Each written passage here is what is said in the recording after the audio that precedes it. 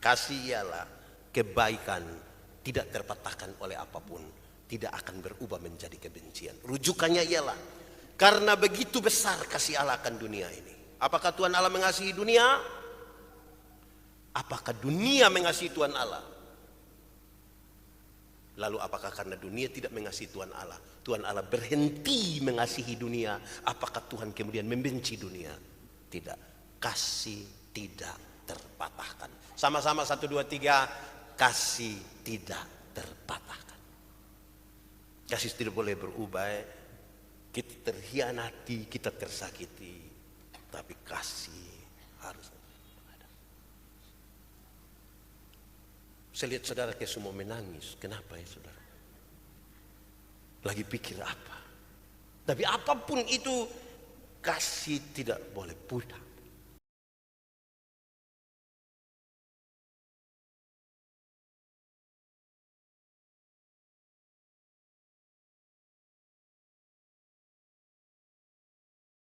Baik Bapak Ibu Saudara-saudara, kita mempersiapkan diri untuk mendengarkan pemberitaan firman Tuhan.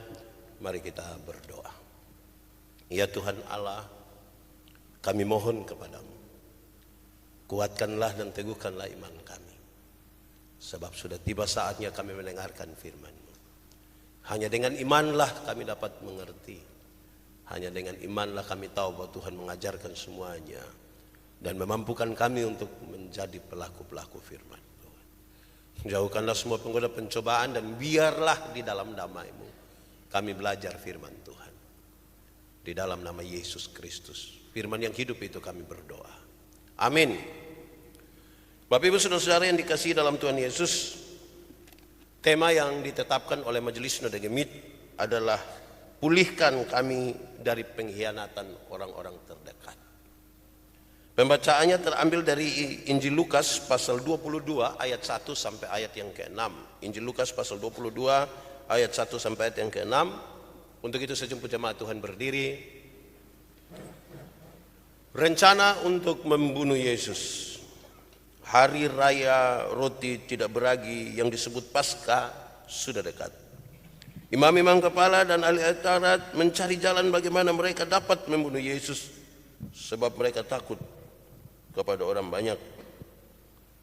Maka masuklah iblis ke dalam Yudas yang bernama Iskariot, seorang dari ke-12 murid itu. Lalu pergilah Yudas kepada imam-imam kepala dan kepada kepala-kepala pengawal bait Allah dan berunding dengan mereka bagaimana ia dapat menyerahkan Yesus kepada mereka. Mereka sangat gembira dan bermufakat untuk memberikan sejumlah uang kepadanya. Ia menyetujuinya. Dan mulai dari waktu itu ia mencari kesempatan yang baik untuk menyerahkan Yesus kepada mereka tanpa setahu orang banyak. Demikian firman Tuhan. Berbahagia setiap orang yang mendengar firman, memelihara dan melakukan dalam hidup setiap hari. Mari silakan duduk semuanya. Bapak Ibu, saudara-saudara yang dikasihi dalam Tuhan Yesus, Shalom.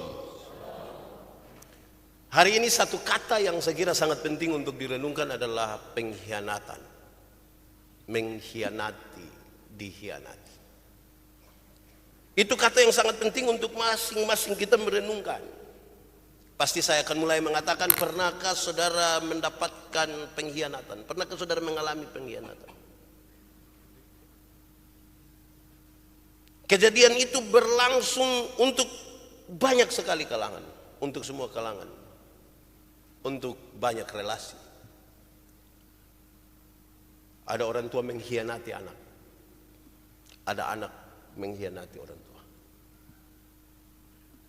Ada suami mengkhianati istri. Ada istri mengkhianati suami. Ada teman mengkhianati teman.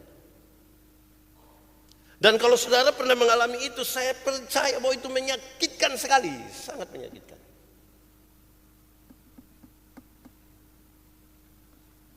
Saudara-saudara yang kena disebut dikhianati. Tetapi kata ini kita tidak suka ketika yang mengkhianati itu kita sebut pengkhianat. Adakah di antara kita yang mau disebut sebagai pengkhianat? Itu kata terlalu kasar sepertinya untuk kita terima. Masa kita disebut pengkhianat? Mari kita masuk sedikit lebih dalam untuk kita renungkan apakah kita pernah mengalami itu. Dikhianati, mengkhianati.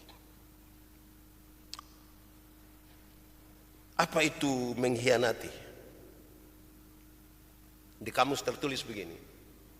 Mengkhianati itu adalah perbuatan tidak setia.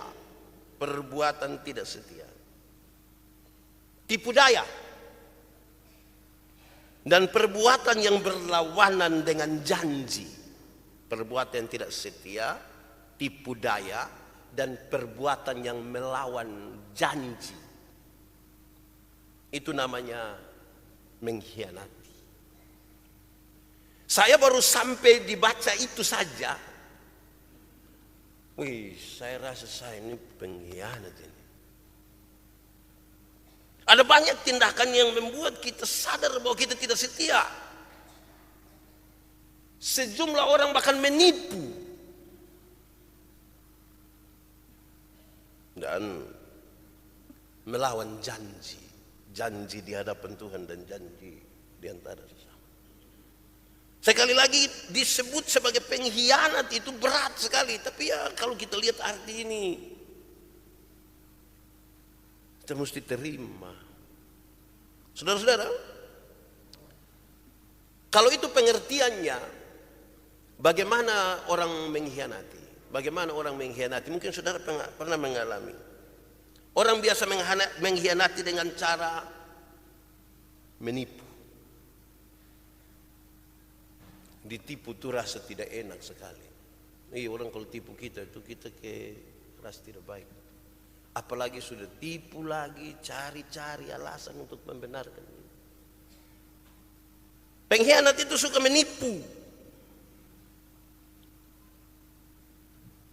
Tapi bukan saja itu. Mengkhianati juga bisa dilakukan dengan cara menerima. Caleg satu datang, bapak kita dua saudara, kau lihat kita 20 hidung sama ini. Terus yang satu datang kasih 300, dia ambil. Caleg super percaya bilang aman, di situ itu kita punya. Dia terima lagi 500 di sebelah, baru dia tidak pilih semua. Wah, itu memang tidak enak betul kita merasa. Menerima, meninggalkan. Pengkhianatan itu berkaitan dengan meninggalkan. Meninggalkan persekutuan, meninggalkan istri, meninggalkan tanggung jawab, meninggalkan itu sebuah tindakan pengkhianatan. Tapi kita juga tidak mau disebut pengkhianat karena tidak baik.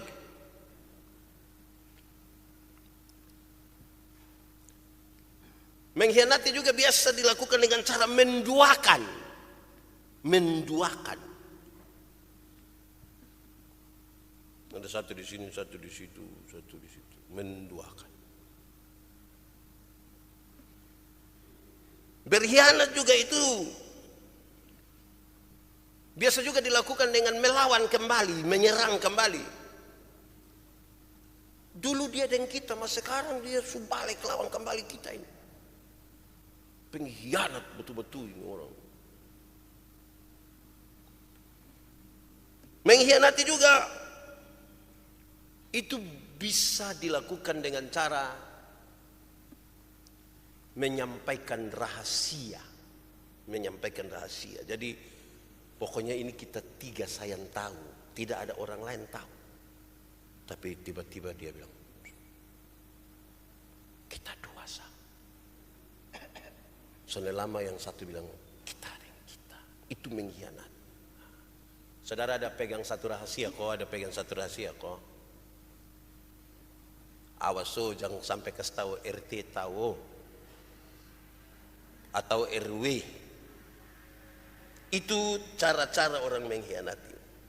Lalu kalau itu terjadi, saudara, efeknya seperti apa? Kan saudara tahu, saya hanya menyampaikan ulang-ulang, saudara tahu.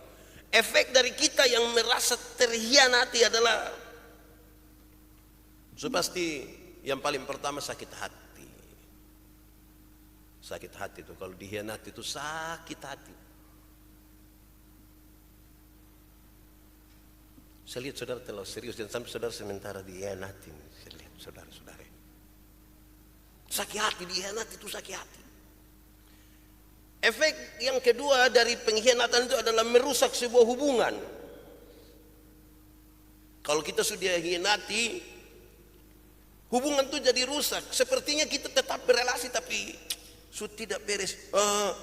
Orang-orang selalu bilang kepercayaan itu seperti kertas. Kalau sekali diremas begini, sebentar dia sudah tidak lurus lagi. Ini saya sudah sebentar tidak bisa baca.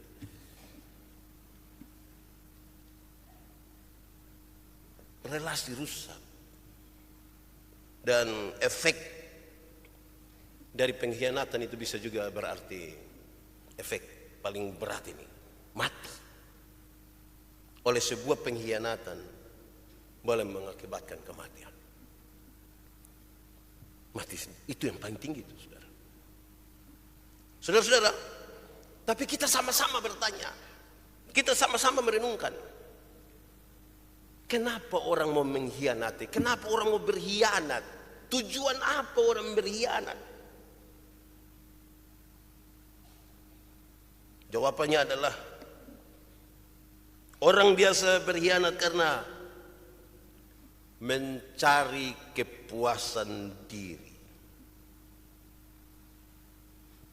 Orang berkhianat karena ingin mendapat keuntungan.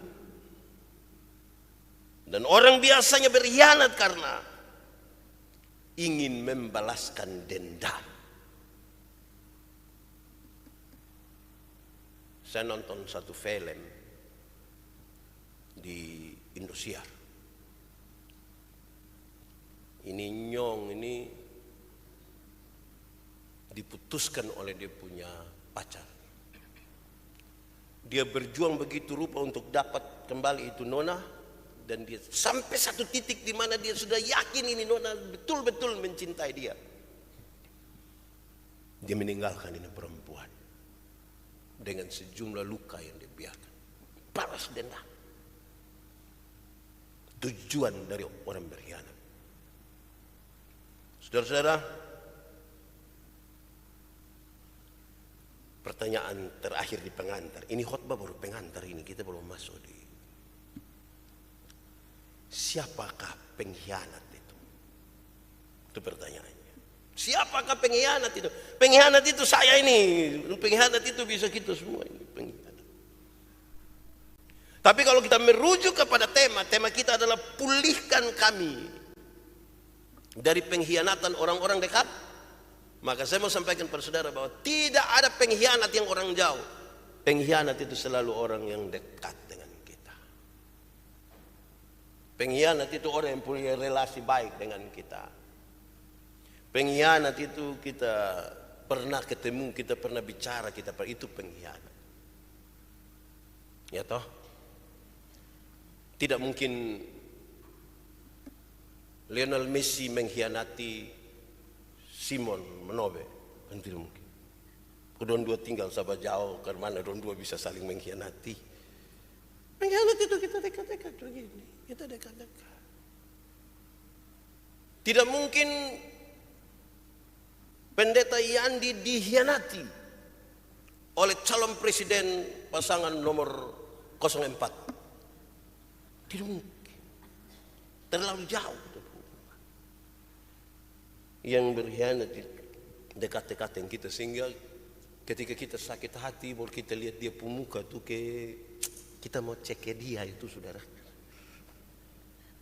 Betul toh? Coba ada orang yang tidak pernah mengkhianati saudara dan sekarang dia ada di sini di negeri. Coba saudara lihat dia, saudara purasa ke mana waktu dengar penjelasan tadi.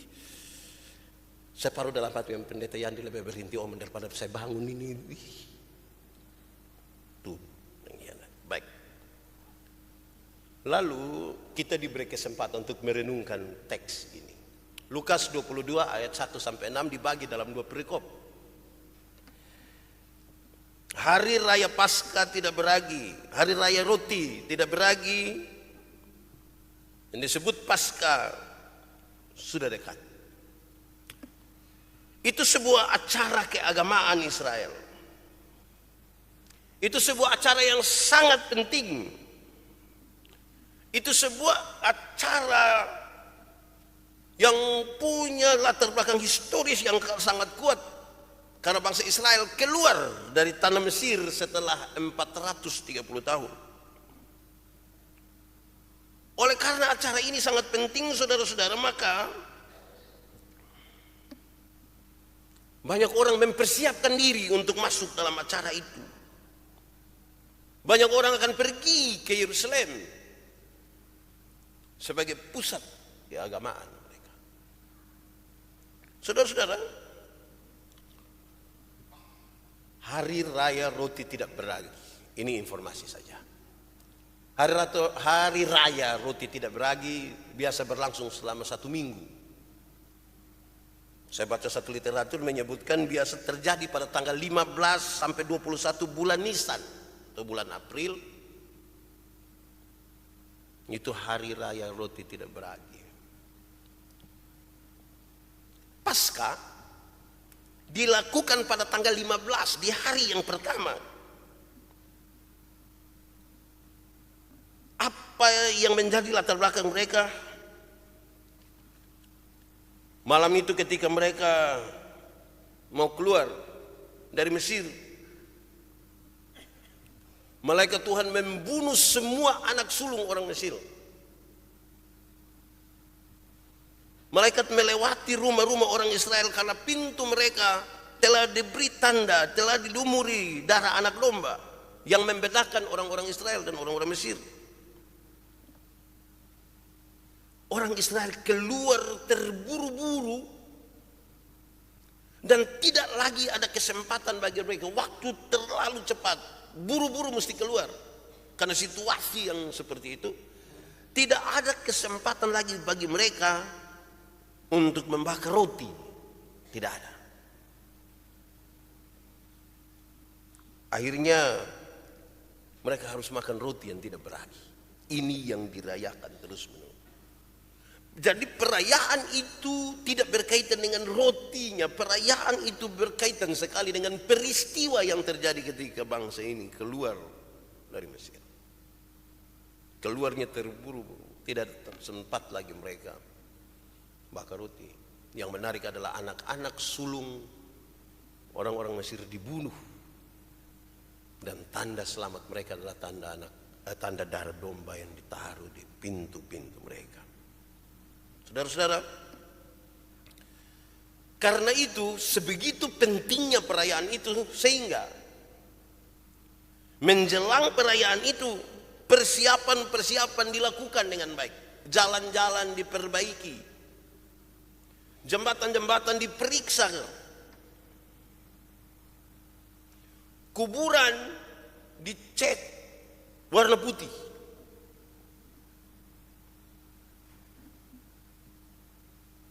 Dan selama kurang lebih 1 bulan di tempat-tempat ibadah hanya berbicara, hanya menyampaikan pengajaran tentang Paskah selama 1 bulan.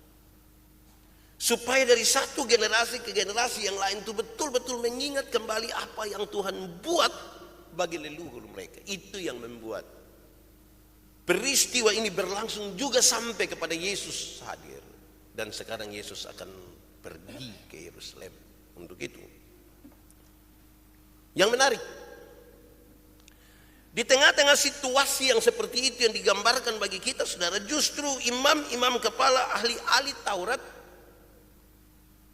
sementara berpikir bagaimana mereka dapat membunuh Yesus. Orang lagi sibuk persiapan untuk soal-soal keagamaan ini. Justru para pemimpin agama lagi sementara berpikir bagaimana membunuh Yesus. Pertanyaannya, kenapa? Kenapa mereka mau membunuh Yesus? Jawabannya, ada sebuah kejengkelan yang sangat serius. Mereka jengkel kepada Yesus. Orang kalau sejengkel itu dia tidak peduli hari raya kok, dia tidak peduli hari apa, karena jengkel. Saudara pernah jengkel toh? Tidak usah om, saya lihat ini saudara-saudara banyak yang muka jengkel. Kejengkelan itu yang serius kepada Yesus. Kenapa jengkel? Karena satu, popularitas mereka terusik. Kehadiran Yesus telah menarik perhatian dari banyak orang sehingga orang tidak dapat tempat. Jengkel. Jengkel. Dulu semua hanya perhatikan saya, tiba-tiba bangku ada, semua hanya perhatikan bangku, sudah tidak perhatikan saya. Oh, jengkel.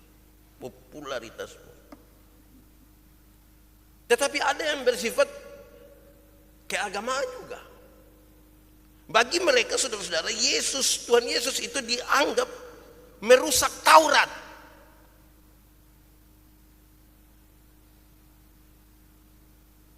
Tuhan Yesus dianggap merusak hukum Taurat. Tuhan Yesus dianggap menghujat Allah karena dia mengatakan dia mengampuni dosa. Dan oleh karena hal-hal di atas, orang-orang sekelas para pemimpin yang disebutkan dalam pembacaan tadi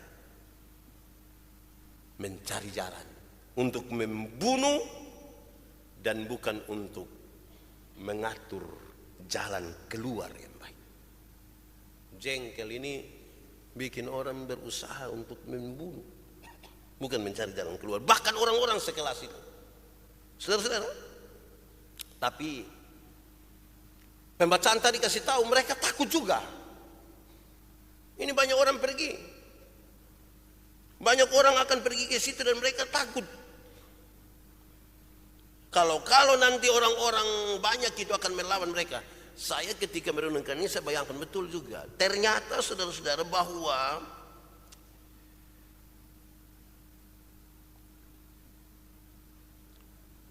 orang yang melakukan kejahatan itu tetap takut. Efek ketakutan itu tetap ada. Satu, takut dilihat. Orang berani mencuri tapi takut dilihat kalau dia pencuri. Efeknya dia takut. Takut dihukum.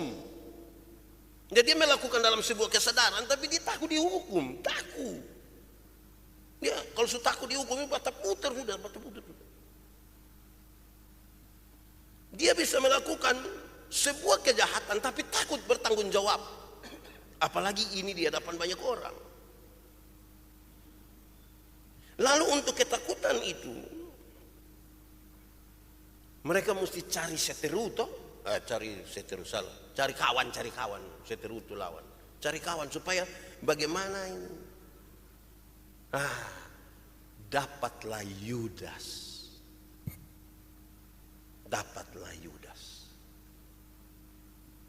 Yudas dianggap bukan saja dari kelompok Yesus, tapi dia tahu yang Yesus sendiri tidak ada orang banyak itu Tuhan Yesus di mana.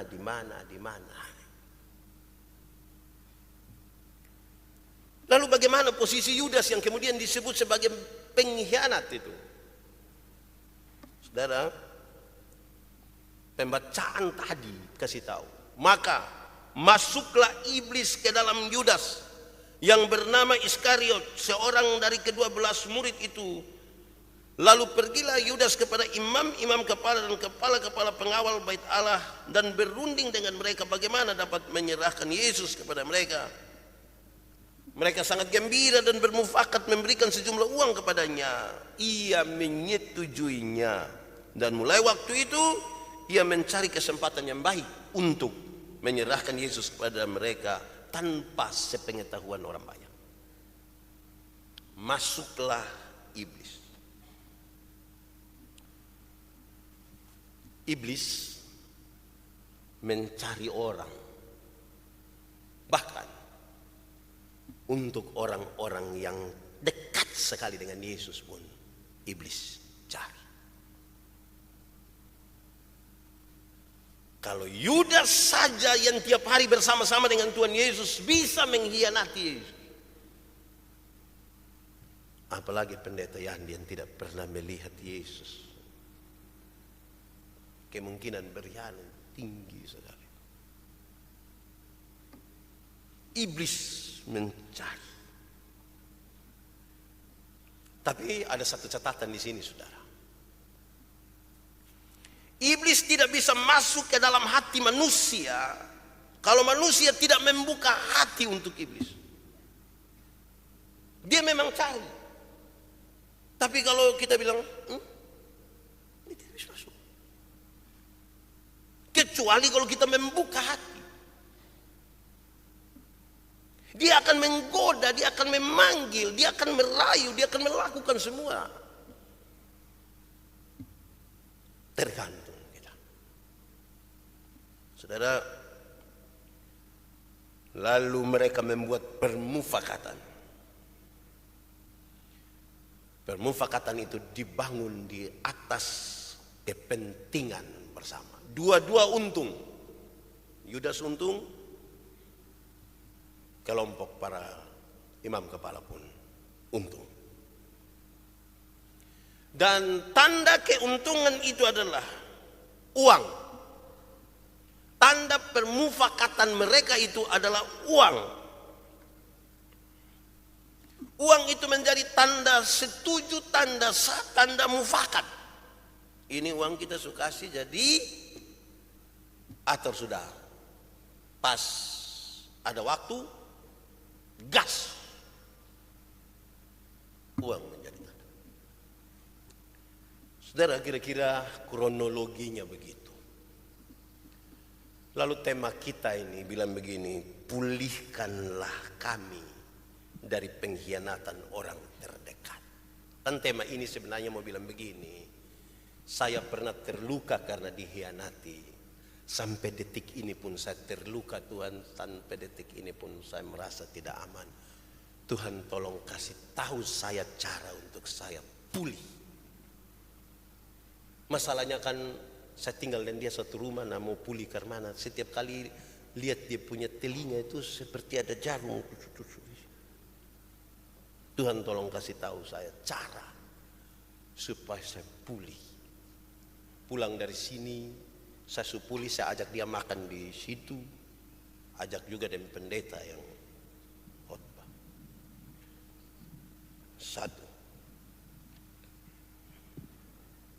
Satu, kita mau pulih ini toh. Satu, kasih tidak boleh pudar. Kasih tidak boleh pudar. Kalau mau pulih dari pengkhianatan, apalagi itu orang tiap hari kita dapat lihat dia, kasih tidak boleh pudar. Sebab kita bisa marah orang ini sampai orang mati dalam kubur juga kita bisa marah. Kita kasih bilang dia mati, kasih tengah kau dia mati, cacing makan dari dia mata keluar di dia punggung. Kasih tidak boleh pudar. Berkali-kali saya sampaikan kepada saudara, kasih ialah kebaikan tidak terpatahkan oleh apapun dan tidak akan pernah berubah menjadi kebencian. Kasih ialah kebaikan tidak terpatahkan oleh apapun, tidak akan berubah menjadi kebencian. Rujukannya ialah karena begitu besar kasih Allah akan dunia ini. Apakah Tuhan Allah mengasihi dunia? Apakah dunia mengasihi Tuhan Allah? Lalu apakah karena dunia tidak mengasihi Tuhan Allah, Tuhan Allah berhenti mengasihi dunia? Apakah Tuhan kemudian membenci dunia? Tidak. Kasih tidak terpatahkan. Sama-sama 1, 2, 3. Kasih tidak terpatahkan. Kasih tidak boleh berubah. Kita terhianati, kita tersakiti, tapi kasih harus ada. Saya lihat saudara kayak semua menangis. Kenapa ya saudara? Lagi pikir apa? Tapi apapun itu, kasih tidak boleh pudar. Tidak boleh. Karena itu yang bisa buat kita pulih. Lama-lama imbaran sujatu yang saya lihat. Kasih tidak boleh pudar, ada kita perhati. Jadi waktu saudara jengkel, saudara lihat dia marah, saudara bertanya, masih ada kasih di sini. Ketika hatiku telah disakiti, ajarku memberi. Sudah, nanti saudara hanya, saya khotbah minggu lalu deh, saya bilang ada yang kita menyanyi kidung jemaat, dia menyanyi menghayati padahal dia tidak tahu itu lagu, dia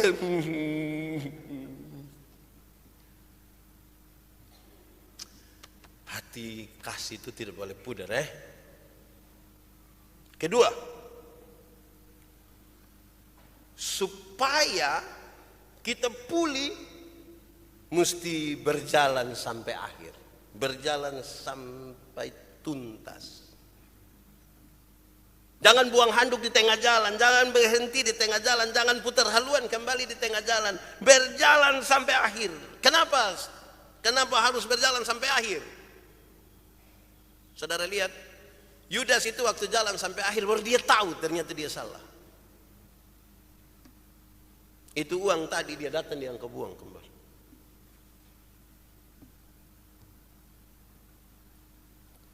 Berjalan dulu sampai akhir. Kenapa berjalan sampai akhir? Saudara dan saya harus melihat rencana Tuhan di setiap pengkhianatan. Atau dengan bahasa lain saya ingin mengatakan, berjalanlah terus bersama Tuhan sampai kita bertanya dan menemukan jawaban. Tuhan, kenapa Tuhan izinkan pengkhianatan ini terjadi pada saya? Itu mesti jalan terus. Bukan baru terkhianati sedikit langsung yang sudah. Daripada begini lebih baik pilih libah. Mau buang diri? Tidak, mau lihat orang kerja jembatan. Jalan sampai tuntas. Kenapa Tuhan izinkan? Kenapa? Bagi setiap orang Tuhan punya visi. Dan jalan dulu baru sampai pada masa depan yang Tuhan siapkan. Jangan berhenti di tengah jalan. Ketiga, tidak boleh ada satupun pengkhianatan yang membuat kita menjauh dari Tuhan. Tidak boleh. Tidak boleh ada satupun pengkhianatan yang membuat kita menjauh dari Tuhan. Kenapa? Karena hasilnya akan tambah buruk. Saudara terkhianati, saudara berusaha menjauh dari Tuhan, hasilnya bukan tambah baik, hasilnya tambah buruk. Tidak boleh ada satupun pengkhianatan yang kemudian efeknya membuat kita menjauh dari Tuhan.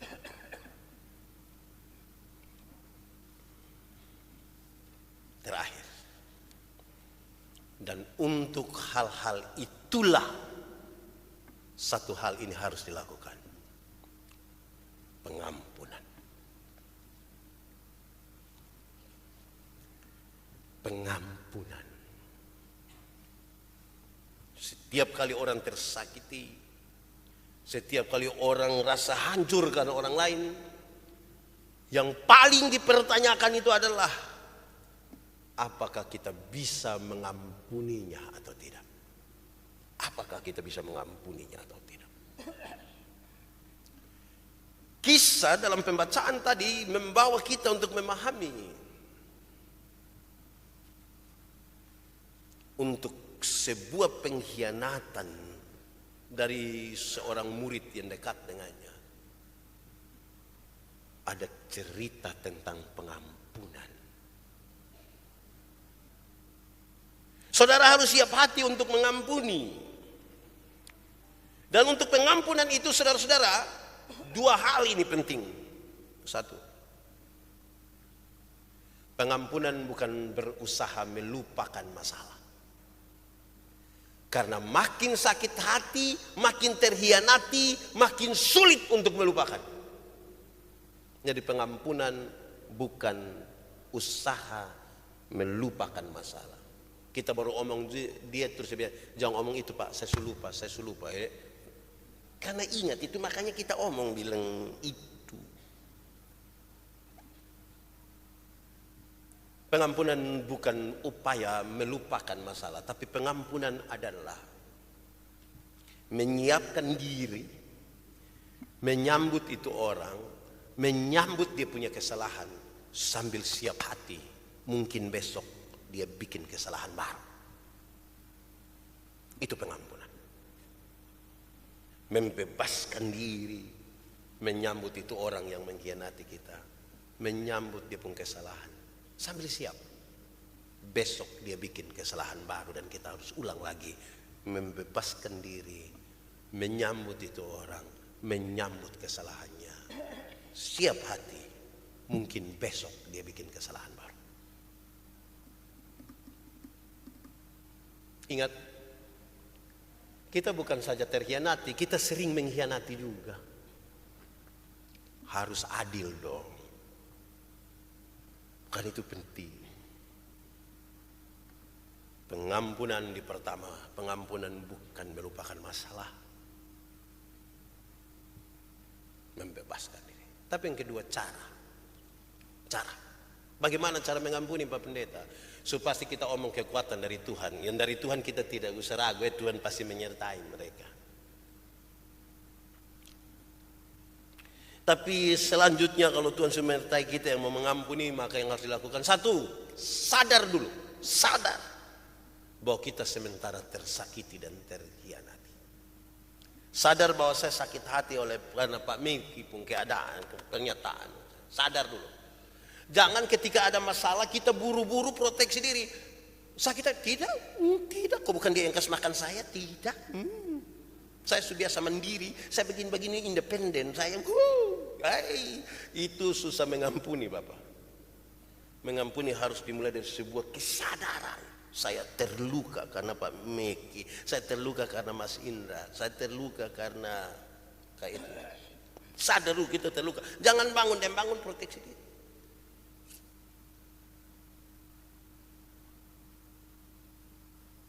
Istri dan suami bertanya, mau pergi jalan toh?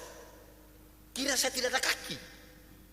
Kaki begini, kaki 5. Kesadaran dulu, kita terluka. Woi, kalau kita sudah rasa bahwa kita terluka, pertanyaan kedua, lalu? Dan kita sudah terluka karena Pak Meki, kita sudah terluka karena Om Ino, kita sudah terluka. Lalu yang kedua itu yang tadi. Membebaskan diri. Sudahlah, saya terluka. Biasa ilustrasinya bilang, kalau sepuku paku di kayu cabut, paku tercabut, dia punya lubang tetap. Iya, tapi mau bagaimana, kan sudah terjadi. Hati beris, Tuhan, saya buka sepuh hati sekarang.